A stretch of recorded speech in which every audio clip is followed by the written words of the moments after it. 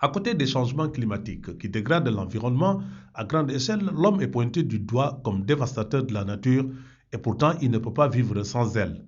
Pour parer à une situation de pauvreté que ce phénomène peut engendrer, l'Access, association communautaire de concertation et d'entraide et la solidarité, s'est engagée depuis 2005 dans la bataille communautaire participative pour la restauration de la faune et de la flore dans les zones arides de Djalaw Safi. Une visite guidée du président de Access dans les aires protégées de Kholpa et de Daga, situées dans la communauté rurale de Dias, a permis de découvrir les espèces en régénération naturelle et les efforts faits par les femmes.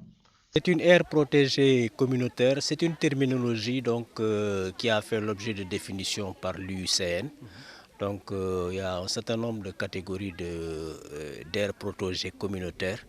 Donc cette aire-là, c'est un espace qui est protégé et enrichi par des techniques de gestion de ressources naturelles, en l'occurrence c'est la régénération naturelle assistée, le reboisement, la mise en défense, pour préserver une certaine diversité biologique qui implique donc une participation des populations et qui est enrichie aussi par des plantations, surtout d'espèces locales en voie de disparition. C'est un espace qui est négocié au sein du village et affecté au groupement de femmes.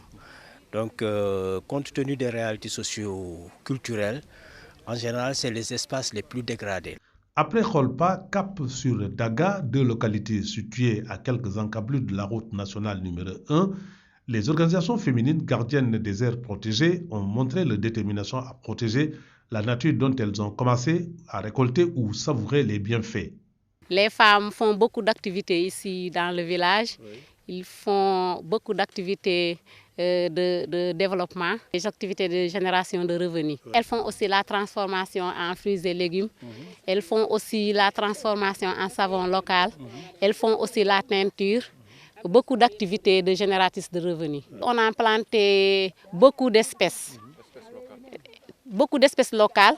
Il y a aussi la régénération. Oui, parce qu'il y a des espèces qui étaient disparues, telles que le kel, il y a aussi le kenkeliba, il y a aussi le mbagna qui sont revenus. Ils étaient disparus. Au cours de leur assemblée générale à Kholpa, les femmes ont levé un coin du voile sur leur activité génératrice de revenus, la solidarité, l'entraide, la lutte contre le gaspillage dans les cérémonies de famille. Elles ont formulé des doléances pour accéder à l'eau, les soins de santé primaires, des pistes de production, entre autres.